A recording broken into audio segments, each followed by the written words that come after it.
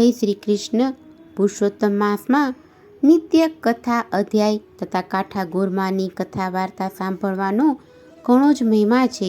પુરુષોત્તમ માસનો આજે 26મો દિવસ, અધ્યાય 26મો, વ્રતના વિધિ નિયમો તથા તાવડી તપેલીની કથા સાંભળીશું. બોલો પુરુષોત્તમ ભગવાનની જય, રણછોડ રાયની જય. પુરુષોત્તમ માસ અધિક માસ કે જે દર 3 વર્ષે આવે છે. આ માસમાં સ્નાન, દાન, જપ, તપ, સત્કર્મ કરવાનો ઘણો જ મહિમા છે. આ માસમાં કરેલા પુણ્ય અધિકમાં અધિક ફળદાયી છે. જેમ આ અધિક માસ છે તેમ તેમાં કરેલા ભક્તિ, સત્કર્મ, જપ, તપ એ પણ અધિક પુણ્ય આપનારા છે. ભગવાન શ્રી કૃષ્ણની પૂજા ઉપાસના કરી, મંત્ર ધ્યાન કરી ભુક્તિ અને અંતે મુક્તિ મળે છે. ગૌલોક ધામની પ્રાપ્તિ થાય છે. હવે સાંભળીએ પુરુષોત્તમ માસ કથાનો અધ્યાય 26મો, વ્રતના વિધિ નિયમો. સૂત પુરાણી બોલ્યા, હે સૌનકાદિ મુનિઓ, હવે મુનિ વાલ્મીકી રાજા દર્દનવાને વ્રત છોડવાની વિધિ અંગે જણાવે છે. તે હું તમારી સમક્ષ કહું છું, તે તમે સાંભળો. વ્રત કરનારે આખા પુરુષોત્તમ માસ દરમિયાન એકટાણું કરવું, તેણે બ્રાહ્મણોને જમાડીને નિયમ છોડવો. જેને વિના માંગે ભાણામાં જે પીરસાય તે જમવા નિયમ લીધો હોય, તેણે સોનાનું દાન કરી અને પછી નિયમ છોડવો. આખો માસ ઉપવાસ કરીને દક્ષિણા સાથે ગાયનું દાન કરવું. અગર દૂધ અથવા દહીંનું દાન પણ આપવું. જેણે ફળનો ત્યાગ કર્યો હોય તેણે દાનમાં ફળ આપવું. અનાજનો ત્યાગ કરનારે ઘઉં અને ચોખા આપવા. જમીન ઉપર સૂઈ જનારે ચાદર અને ઓશિકા સાથે ગાદલું પણ આપવું. ઝાડના પાંદડા ખાઈને રહેનારે ઘી સાકરવાળા ભોજન કરાવવા.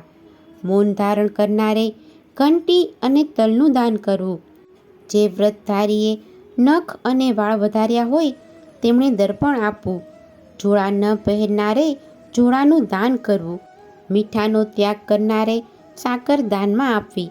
દરરોજ ઘીનો દીવો તૈયાર કરનારે ત્રાંબાના વાસણમાં પિત્તળની દીવી મૂકી 40 ભાર સોનાનું દાન કરવું. એકાત્રા ઉપવાસ કરનારે 8 કળશોનું દાન કરવું. આ બધા કળશો વસ્ત્ર સહિત તથા સોનાયુક્ત હોવા જોઈએ. અંતે 30 લાડુ, છત્રી, બળદ તથા પગરખાનું દાન કરવું. આ માસમાં એક જ જાતનું ભોજન લેનારને મોક્ષ મળે છે. એક જ વખત ભોજન લેનાર રાજા બને છે. અડદ ન લેનાર નિષ્પાપી બની વૈકુંઠમાં જાય છે. શુક્લ પક્ષ તથા કૃષ્ણ પક્ષની 10મ, 11સ અને 12સે ઉપવાસ કરનાર દેવલોકમાં જાય છે. તે વૈકુંઠ ધામ પામે છે. આ માસમાં બ્રાહ્મણને પોતાના ઘેર ઘાણી પીલાવી નહીં. આ દોષના લીધે ચાંડાળ યોનિમાં જાય છે ને કોઢના રોગથી પીડાય છે. ઉપરાંત શુદ્ર જાતિના મનુષ્યે દર્ભો ઉખેડવા નહીં, કપિલ ગાયનું દૂધ પીવું નહીં, ખાખરાની પત્રાવલીમાં જમવું નહીં, ઓમ મંત્રનો ઉચ્ચાર ન કરવો, પૂરા ડોશ ખાવો નહીં, જનોઈ પહેરવી નહીં, વૈદિક ક્રિયા કરવી નહીં. આદિ ક્રિયાઓ નિષેધ કરેલ છે. આનાથી વિરુદ્ધ જનાર નર્કમાં પડે છે. આ નિયમો પ્રમાણે વ્રત કરનાર પરમ પદને પામે છે. શ્રી બૃહનારદીય પુરાણના પુરુષોત્તમ મહાત્મયનો વ્રત છોડવાના વિધિ નિયમો નામનો 26મો અધ્યાય સંપૂર્ણ. બોલો પુરુષોત્તમ ભગવાનની જય. હવે આપણે પુરુષોત્તમ માસની કથા, તાવડી તપેલીની કથા સાંભળીશું. એક નગરી હતી. તેમાં બ્રાહ્મણ અને બ્રાહ્મણી પોતાના 2 નાના દીકરાઓ સાથે રહેતા હતા. 4 દીકરીઓ હતી જે મોટી હોવાથી ચારેયને પરણાવી અને સાસરે વળાવી હતી. બ્રાહ્મણ અને બ્રાહ્મણી બંને ધર્મિષ્ઠ અને સંતોષી હતા. વર્ષોથી તે તેમનો મોટા ભાગનો સમય પ્રભુ ભજનમાં ગાળતા. દીકરીઓ હતી ત્યાં સુધી તેમણે પ્રભુ ભજન, વ્રત ઉપવાસ, કથા વાર્તા સાંભળવામાં બાદ આવતો નહીં. પણ ચોથી દીકરી ગયા વર્ષે પરણાવ્યા પછી ઘરનું બધું કામકાજ બ્રાહ્મણીને કરવું પડતું. ઉંમર 60 વર્ષની થવાથી તે ઝડપભેર કામ કરી શકતી નહીં તેથી કરી 4 જણની રસોઈ કરવામાં અને બીજા કામકાજમાં તેનો આખો દિવસ ક્યાંય નીકળી જતો. આનાથી પ્રભુ ભક્તિ તથા કથા વાર્તા સાંભળવાનો સમય જ ન રહેતો. તે મનમાં ને મનમાં દુઃખી થયા કરતી.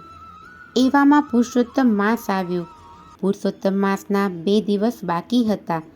તેને ચિંતા પેઠી કે વર્ષોથી હું પુરુષોત્તમ માસનું વ્રત કરું છું. અત્યાર સુધી તો હેમખેમ પાર પાડ્યું, પણ આ વખતે પુરુષોત્તમ માસનું વ્રત થઈ શકશે કે નહીં તે પ્રભુ જાણે. તેણે પોતાની મનોવેદના બ્રાહ્મણને જણાવી. આપણને 4 દીકરીઓ હતી, તેથી તે ઘરનું કામકાજ અને રસોઈ પાણી કરી લેતી. 4ને પરણાવી એટલે સૌ પોતપોતાના સાસરે ગઈ. 2 દીકરા છે, પણ તે નાના છે. મોટા હોત અને પરણાવેલા હોત તો તેમની વહુઓ ઘરનું કામકાજ કરત. પુરુષોત્તમ માસ બેસવાના 2 જ દિવસ બાકી છે. અત્યાર સુધી આપણે પુરુષોત્તમ વ્રત કરતા આવ્યા છીએ. આ વખતે મારાથી વ્રત થશે કે કેમ તે શંકા છે. કારણ કે સવારે વહેલા નદીએ નાહવા જવું, કાંઠા ગોરમાનું પૂજન કરવું, કથા વાર્તા સાંભળવી, દેવ દર્શને જવું, એમાં અડધો દિવસ નીકળી જાય. પછી રસોઈ ક્યારે કરવી? ત્યારે બ્રાહ્મણ કહે, તારી વાત સાચી છે. મારા પુરુષોત્તમ ભગવાન દયાળુ છે. તું અને હું બંને ખરા અંતરથી તેમની પ્રાર્થના કરીએ, જેથી તેઓ આના માટે કંઈક રસ્તો કાઢશે. તે જ સાંજે બ્રાહ્મણ અને બ્રાહ્મણીએ પૂજા સ્થાનમાં બેસી ભગવાન પુરુષોત્તમને અનેક આજીજી અને વિનંતીઓ કરી. ભક્ત જો શુદ્ધ હૃદયે પ્રાર્થના કરે તો ભગવાન અવશ્ય સાંભળે છે. બ્રાહ્મણ અને બ્રાહ્મણીની પ્રાર્થના પ્રભુએ સાંભળી. રાતના છેલ્લા પહોરે બ્રાહ્મણીને પ્રભુએ દર્શન દીધા અને કહ્યું, તમે બંને ધર્મિષ્ઠ છો, ભક્તિભાવવાળા છો. તમારી અતૂટ શ્રદ્ધા જોઈને હું પ્રસન્ન થયો છું. તું રાંધવાની કળાકૂટમાં મારું સ્મરણ નથી કરી શકતી, તેથી મારું અંતર દુભાય છે. માટે હું તને દેવતાઈ તાવડી અને તપેલી આપું છું, જે સવારે તને રસોડામાંથી મળી જશે. આ વસ્તુ ચમત્કારિક છે. તાવડીમાં તું તવેથો ફેરવીશ એટલે ઊના રોટલા મળશે, અને તપેલીમાં કળછી ફેરવીશ એટલે તું માંગે તેવા શાક કે મેવા મીઠાઈ મળશે. પણ આ વાત તારે તારા પતિ સિવાય કોઈને કરવી નહીં. આટલું કહી અને પ્રભુ તો અંતર ધ્યાન થઈ ગયા. પછી બ્રાહ્મણીની આંખ ખુલી ગઈ. તેણે બ્રાહ્મણને જગાડીને સપનાની અને પ્રભુ દર્શનની વાત કરી. બંનેએ પછીની રાત પ્રભુ ભજનમાં ગાળી. સવાર થતાં બ્રાહ્મણ અને બ્રાહ્મણી રસોડામાં ગયા. ત્યાં રૂપાની તાવડી અને સોનાની તપેલી જોઈ. બંનેની આંખમાં તો હર્ષના આંસુ આવી ગયા અને બંને રાજીના રેડ થઈ ગયા. બંને પ્રભુના ગુણગાન ગાવા લાગ્યા. રસોઈનો સમય થતાં બ્રાહ્મણીએ તાવડીમાં તવેથો ફેરવ્યો એટલે તરત જ ઊના રોટલા ઉતરવા માંડ્યા. પછી તપેલીમાં કળછી ફેરવતા મેવા મીઠાઈ મળ્યા. હવે બ્રાહ્મણીએ દ્રઢ સંકલ્પ સાથે આવતીકાલથી પુરુષોત્તમ વ્રત કરવાનો નિશ્ચય કર્યો. પુરુષોત્તમ માસના પ્રથમ દિવસે બ્રાહ્મણ અને બ્રાહ્મણી સવારે વહેલા ઉઠી નદીએ સ્નાન કરવા ગયા. કાંઠો ગોરમાનું પૂજન કર્યું. પુરુષોત્તમ માસની કથા વાર્તા સાંભળી. યથાશક્તિ દાન દક્ષિણા દઈ તેઓ મંદિરે દેવ દર્શન કરવા ગયા. બપોર થતાં ઘેર આવીને બ્રાહ્મણીએ તાવડીમાં તવેથો ફેરવ્યો એટલે ગરમા ગરમ રોટલા ઉતર્યા, અને તપેલીમાં કળછી ફેરવી એટલે તેમાંથી મિષ્ટાન મળ્યા. બ્રાહ્મણ અને બ્રાહ્મણી તેમના 2 દીકરાઓ સાથે મળીને જમ્યા. રસોઈનો સ્વાદ જોઈ બંને છોકરાઓ તો નવાઈ પામ્યા. તેઓએ આજ સુધી કોઈ દિવસ આવું ભોજન જમ્યા ન હતા. આમ કરતાં 2-4 દિવસ ગયા. બ્રાહ્મણી તો ખુશ છે, કેમ કે માથેથી ચૂલો ગયો. એ સવારથી સાંજ સુધી ભક્તિ કરવા લાગી. છોકરાઓ વિચાર કરે છે કે આ રાંધે છે ક્યારે? નથી ચૂલો સળગાવતી કે નથી લોટ બાંધતી. વળી રોજ મેવા મીઠાઈ ક્યાંથી આવે છે? એક દિવસ છોકરાઓએ છુપાઈને આ બધું જોયું. છોકરાઓએ તેમના મિત્રોને વાત કરી.